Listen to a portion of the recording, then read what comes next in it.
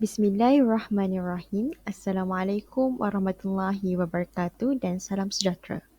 Untuk video kali ini, saya akan terangkan 15 isu kesalahan bagi pembentukan kata daripada imbuhan bahasa asing iaitu bahasa Sanskrit, bahasa Arab Parsi dan bahasa Yunani Latin Inggeris. Untuk yang pertama ini, mari kita lihat sama-sama contoh-contoh isu kesalahan pembentukan kata daripada imbuhan bahasa Sanskrit. Berikut merupakan contoh yang pertama bagi isu kesalahan pembentukan kata daripada imbuhan bahasa Sanskrit. Contoh yang pertama ini seperti yang digariskan dengan warna merah iaitu perkataan Maha Suci. Kesalahannya terletak pada perkataan suci di mana perkataan suci itu dieja pangkal perkataan itu dieja dengan huruf kecil. Sepatutnya ejaannya dieja dengan huruf yang besar. Perkataan Maha Suci itu dieja dengan huruf yang besar. Sebenarnya untuk penerangan bagi kesalahan ini, jika sesuatu perkataan yang mempunyai imbuhan maha dan merujuk kepada sifat Allah atau Tuhan, maka hendaklah ditulis dengan huruf besar. Sebab itu perkataan maha suci, M perkataan maha besar, S perkataan suci pun besar. Mari kita lihat contoh yang kedua pula. Sebenarnya contoh yang kedua dan contoh yang pertama tadi adalah lebih kurang sahaja. Kita lihat pula kepada perkataan mahakarya. Perkataan mahakarya ini sebenarnya merujuk kepada sifat Allah dalam lagu yang telah ditulis oleh Tabriah Sentap. Perkataan mahakarya yang terdapat dalam lirik lagu tu merujuk kepada Allah. Tetapi apabila kita lihat pada lirik lagu itu, perkataan mahakarya itu dieja dengan ejaan kecil dan dirapatkan. Sepatutnya jika perkataan yang berimbukan maha dan ditambah dengan perkataan kata nama khas ataupun sifat yang merujukkan kepada Allah, maka ejaan dia akan jarak. Jadi perkataan maha, M tu akan jadi huruf besar dan setiap perkataan seterusnya akan pangkal perkataan tu juga akan menjadi huruf besar juga. Sebab itu ejaan bagi perkataan mahakarya, ejaan dia M huruf besar, maha, K huruf besar karya. Jadi mahakarya, dua perkataan. Sama juga untuk contoh yang ketiga ini, tapi contoh yang ketiga ini melibatkan penggunaan imbuhan maha dengan perkataan yang merujuk kepada kata nama khas seperti gelar diraja. Kita dapat lihat di paparan, ejaan duli yang maha mulia yang dipaparkan itu ditulis dengan huruf kecil. Sepatutnya perkataan duli yang maha mulia itu ditulis setiap pangkal huruf tu ditulis menggunakan huruf yang besar sebab dia merujuk kepada kata nama khas.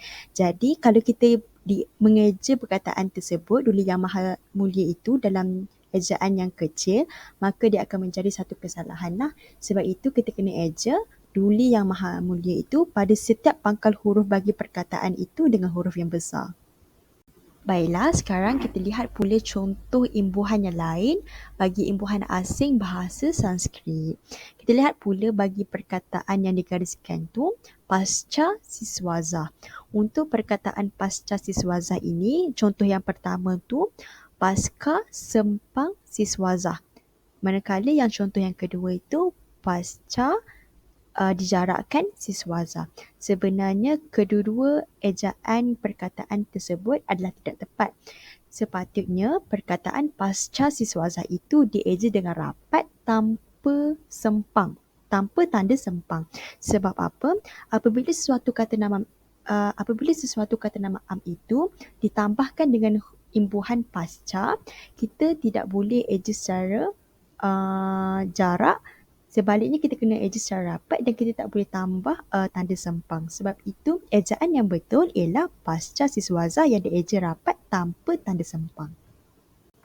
Kita lihat lagi contoh yang lain iaitu imbuhan pra. Dalam paparan kita telah gariskan perkataan yang telah salah eja iaitu perkataan prasekolah. Sama seperti kes yang tadi, perkataan prasekolah ini sepatutnya dieja dengan rapat sebab perkataan sekolah itu ialah kata nama am. Jadi apabila dia menerima imbuhan maka perlu dieja secara rapat. Sebab itu kalau kita eja pra sekolah secara jarak, ia merupakan satu kesalahan lah. Kita kena eja secara rapat. Baiklah, seterusnya kita akan lihat pula kepada contoh yang berikut. Sama juga macam kes yang tadi, kita menggunakan formula yang sama. Apabila sesuatu perkataan kata nama am itu ditambahkan dengan imbuhan pra, maka kita mesti eja rapat dan kita tak boleh tambah tanda sempang. Seperti yang di paparan, perkataan pra perkahwinan itu telah disalah eja sebab kita dah tambah sempang selepas imbuhan itu. Sepatutnya apabila satu kata nama itu kata nama am khususnya ditambah dengan imbuhan, kita tak boleh tambah sempang. Kita kena dieja secara rapat. Sebab itu ejaan pra perkahwinan, pra sempang perkahwinan adalah salah. Sebaliknya kita kena eja pra perkahwinan secara rapat tanpa ada tanda sempang. Kita telah telusuri contoh-contoh bagi isu kesalahan pembutikan kata berdasarkan imbuhan bahasa Sanskrit.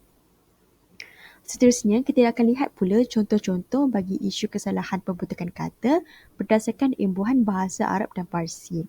Untuk pengetahuan semua, imbuhan Arab dan Parsi ini amatlah terhad. Jadi, contoh tidak akan ada banyak, hanya ada 2 sahaja. Mari kita lihat contoh-contoh berikut. Kita lihat contoh yang pertama seperti yang telah saya gariskan dengan warna merah tu, perkataan hajjah.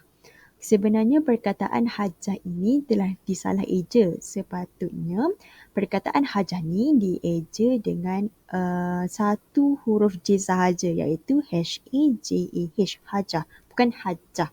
Dalam imbuhan Arab dan Parsi ni kita tak ada imbuhan jah. Yang ada hanyalah imbuhan ah.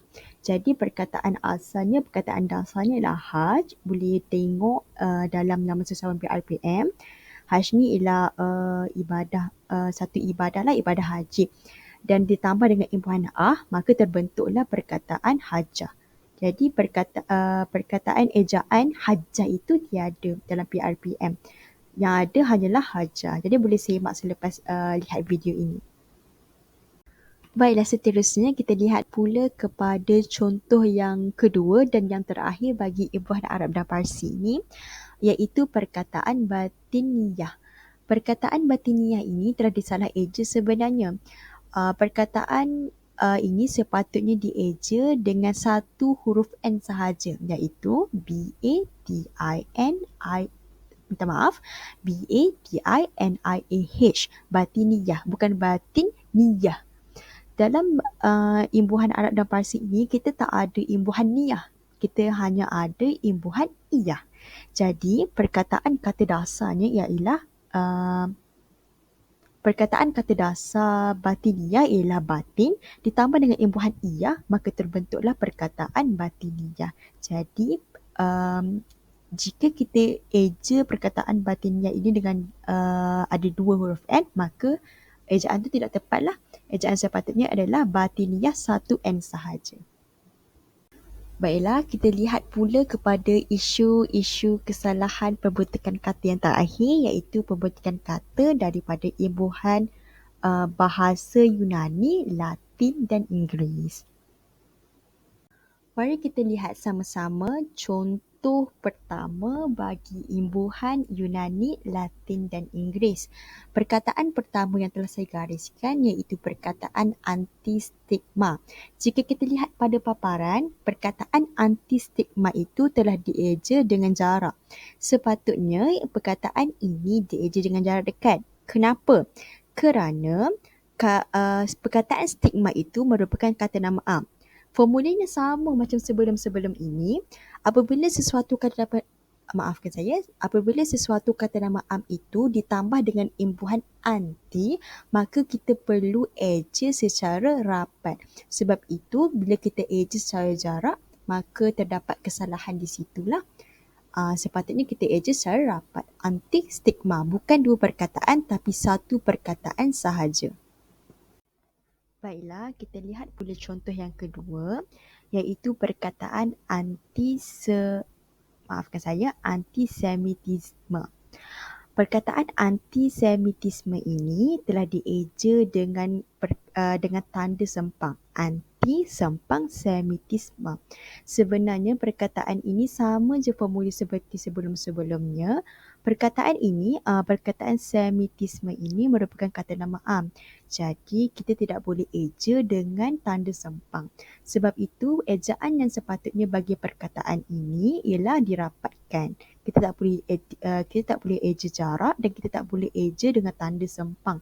Sebab imbuhan anti telah ditambah dengan kata nama am, bukan kata nama khas. Jadi kita tak boleh nak eja dengan tanda sempang.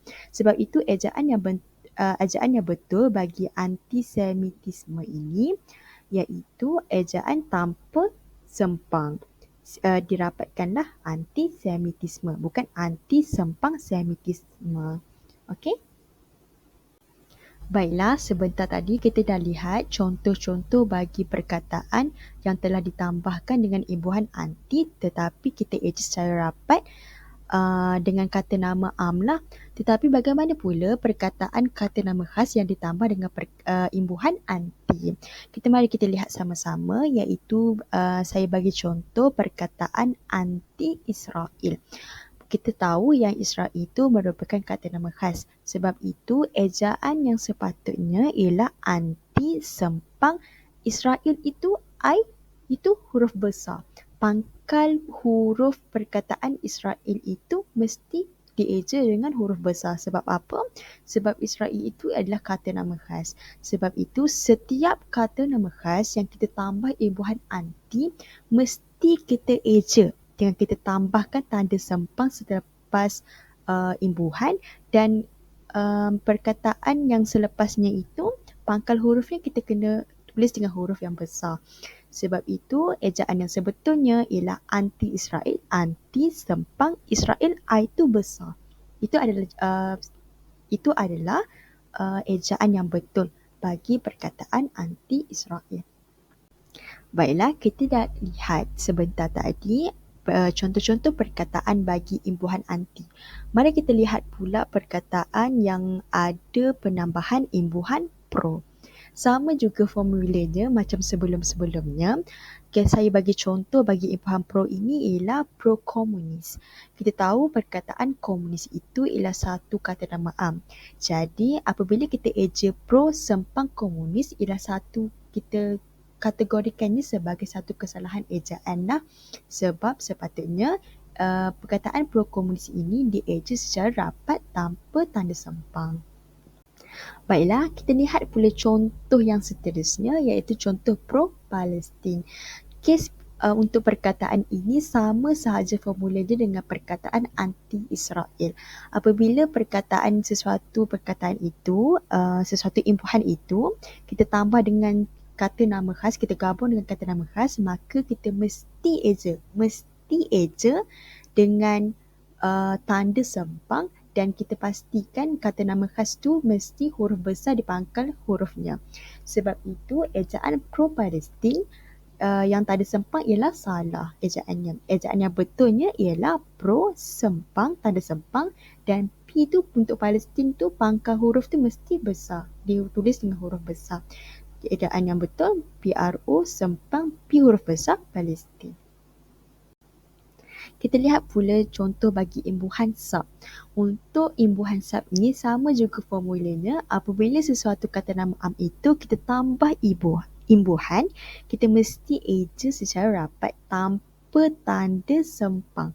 Sebab itu ejaan sub inspector ini pun sama seperti sebelum-sebelumnya. Formulanya sama. Kita mesti eja secara rapat tanpa tanda sempang. Jadi ejaan yang betulnya ialah sub inspector, bukan sub tanda sempang inspektor. Yang tu salah. Yang betulnya ialah sub inspector dirapatkan tanpa ada tanda sempang. Kita lihat pula contoh yang terakhir. Untuk contoh yang terakhir ni dia berbeza dengan contoh-contoh yang sebelumnya. Untuk perkataan sosialisme, sebenarnya perkataan sosialisme itu disalah eja. Dalam imbuhan bahasa Yunani Latin Inggeris, kita tak ada imbuhan isma, tetapi kita ada imbuhan isma.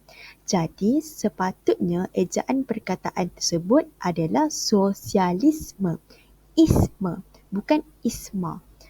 Jadi tak betul lah ejaan dia jika kita tulis sebagai isma, sosialisme. Sepatutnya sosialisme. Sama juga untuk sebutan, sepatutnya kebanyakan orang menyebut imbuhan isme dengan isma atau ism. Kita dalam bahasa Melayu, kita akan sebut perkataan berdasarkan cara kita eja dia macam mana. Sebab itu, kita sebut perkataan sosialisme itu sosialisme, bukan kita sebut sosialisme atau sosialism. Kita sebut dan kita eja sama sahaja. Baiklah, setakat itu sahaja video kali ini, iaitu video 15 isu kesalahan pembentukan kata daripada imbuhan asing, iaitu imbuhan Sanskrit, imbuhan Arab Parsi dan imbuhan Yunani Latin Inggeris. Berjumpa lagi untuk video seterusnya. Terima kasih.